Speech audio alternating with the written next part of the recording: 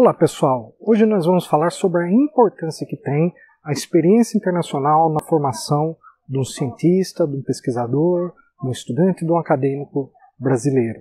Então assista conosco e vamos dar aqui todas as dicas para você que sonha em cursar uma universidade no exterior, seja na graduação, no mestrado, no doutorado ou no pós-doutorado, ou ainda, inclusive, como professor.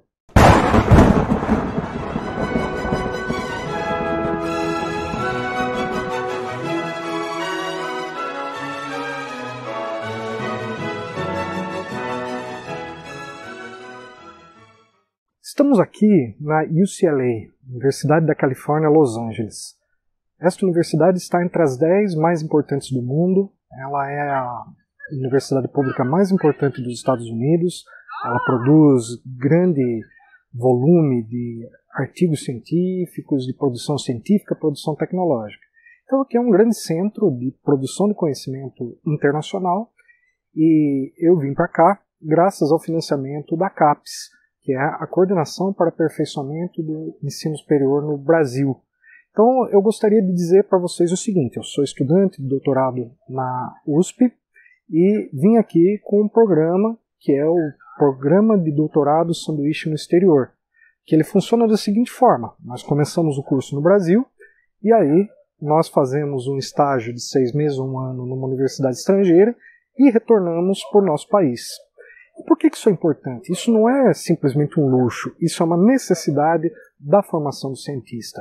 Porque o conhecimento científico ele é produzido internacionalmente. E os grandes centros são exatamente onde se ocorrem as fronteiras do conhecimento. E as universidades do Brasil estão aprofundando o seu processo de internacionalização, tanto trazendo estudantes e pesquisadores de fora, quanto enviando os seus estudantes ou pesquisadores para o exterior. Então vamos entender uma coisa. Há duas formas de você estudar no exterior. Uma delas é você aderir a um programa que seria completo. Então, por exemplo, você tem o chamado doutorado pleno. Então você passa numa universidade e aí você faz a sua candidatura para receber uma bolsa de estudos e a partir dessa bolsa você pode, então, ter o financiamento necessário para você cursar. No Brasil nós temos duas agências federais, que são a CAPES e o CNPq, e nos estados nós temos as fundações de amparo à pesquisa, sendo a mais importante delas a FAPESP, no estado de São Paulo, que é inclusive a que melhor paga para esse tipo de atividades. Então é necessário bolsa porque os custos são extremamente elevados.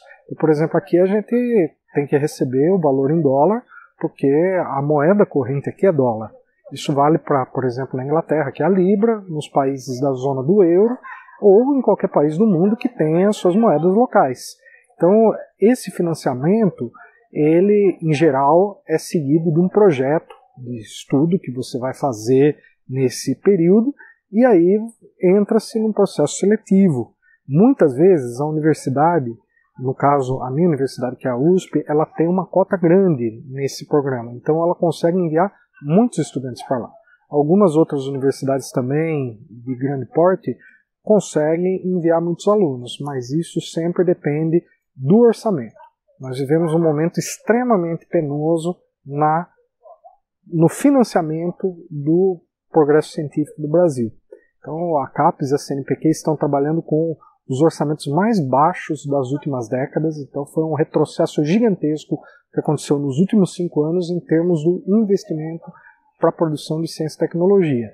Entretanto, mesmo assim, foi possível fazer um programa como esse aqui. E vocês têm toda a possibilidade de também conseguirem.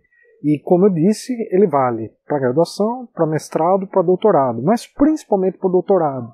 Por quê? Vamos entender o que é cada uma dessas etapas e onde que fica melhor esse processo.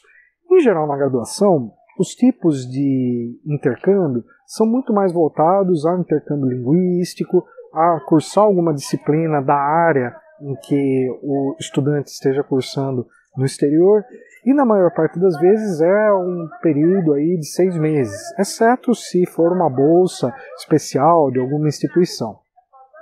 Já no mestrado, O mestrado em geral no Brasil ele dura 2 anos. Então o sanduíche também não é muito recomendado que ele fique por muito tempo. Só que no doutorado já são 4 anos. E por serem 4 anos, há mais tempo para se desenvolver. E aí o recomendado é que se fique 1 ano no exterior. Porque quando você começa a entender a lógica, entender como é que funciona a cultura, como é que funcionam as instituições naquele país, aí você começa a decolar. Então é sempre um processo. E como que funciona? Sempre vai haver o edital da própria universidade, vai haver o edital da agência financiadora. Bom, a agência financiadora não tem que necessariamente só ser apenas as do Brasil. É possível procurar outras. Por exemplo, aqui nos Estados Unidos existe a Fulbright. Na Europa existe o Erasmus Mundus. E tantos outros países eles têm suas agências de financiamento, muitas das quais são abertas a estrangeiros. Às vezes é possível se conseguir algum tipo de dupla bolsa. Por quê? Então nós temos um caso que vale a pena a gente compreender. A bolsa da CAPES, da CNPq, em geral, ela paga basicamente o transporte, a estadia e algumas mensalidades que é para a pessoa poder se virar. O seguro-saúde, esse tipo de coisa. Só que isso, às vezes, em alguns centros onde se tem taxas tanto de inscrição quanto de mensalidade, muitas vezes o aluno precisa se virar para resolver essa questão. E tem várias formas dele resolver. Uma é reivindicando uma bolsa interna da própria universidade em que ele está indo para pesquisar. Outra forma é ele conseguir juntar recursos e fazer esse tipo de financiamento.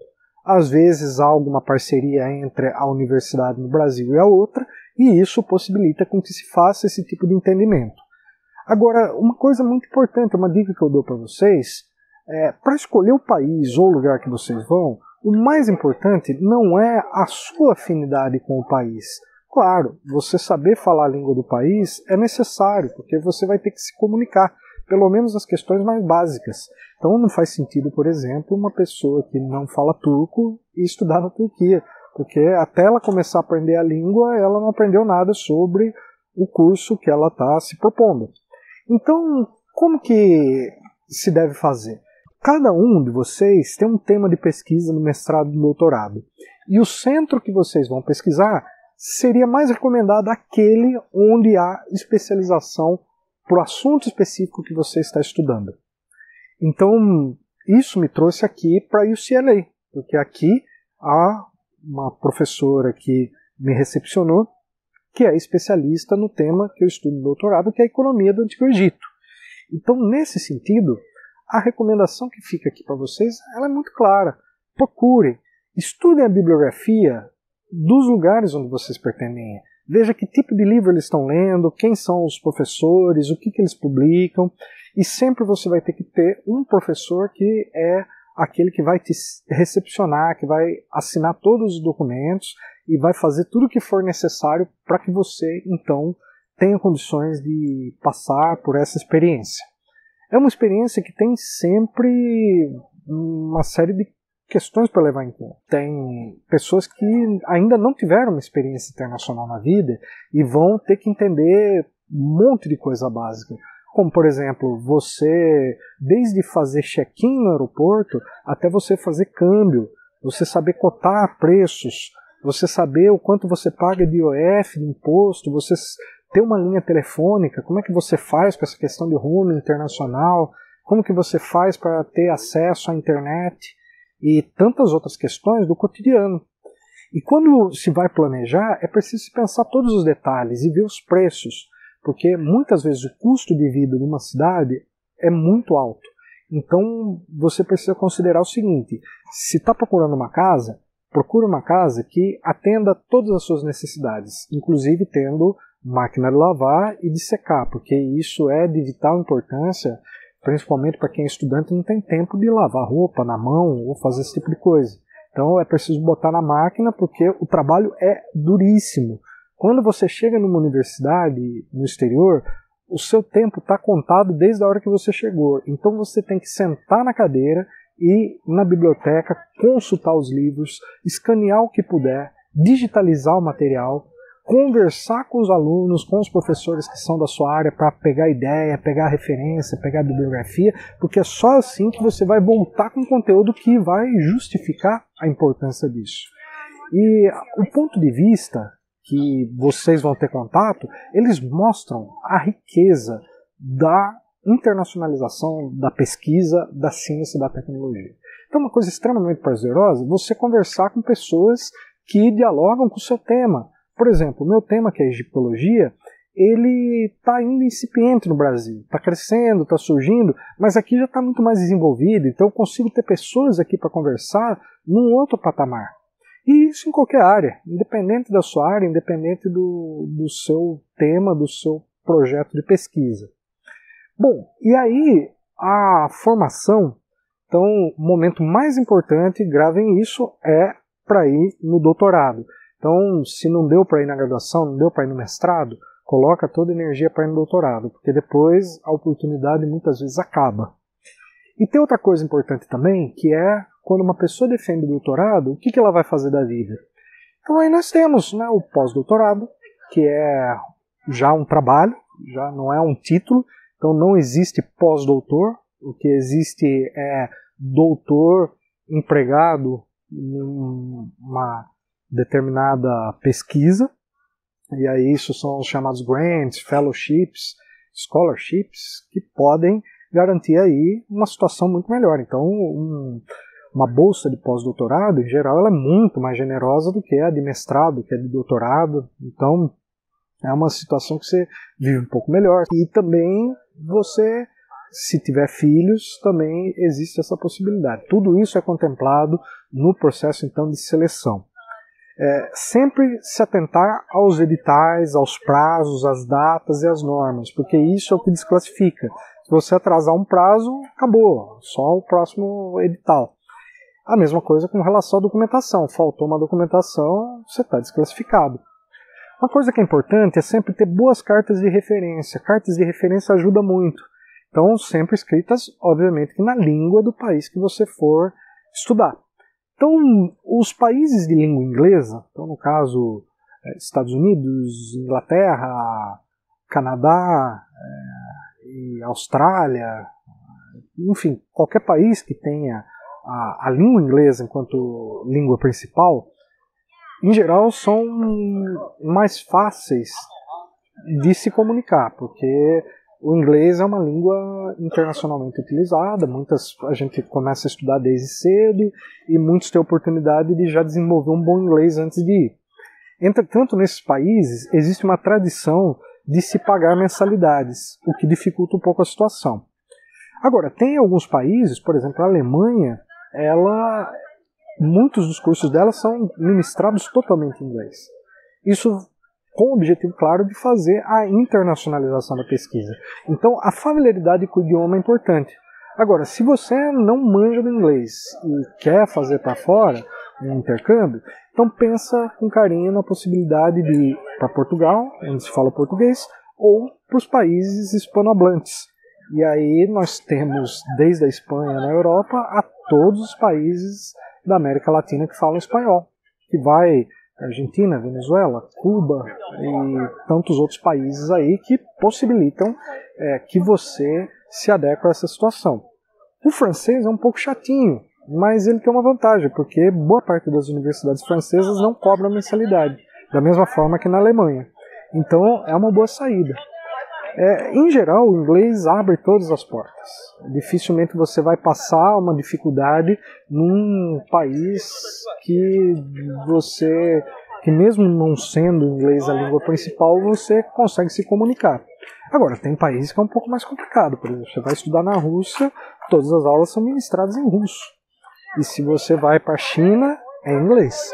Então, pensa bem nesses detalhes, veja bem a área do conhecimento que você está inserido e, mais do que isso, se concentra em dedicar o seu tempo a conhecer a cultura, a desenvolver suas habilidades linguísticas e principalmente o intercâmbio acadêmico. A ciência precisa disso. Isso não é um luxo, isso é uma necessidade. O correto era que o Brasil tivesse condições de enviar todos os alunos de doutorado para fazer estágio no exterior por pelo menos um ano.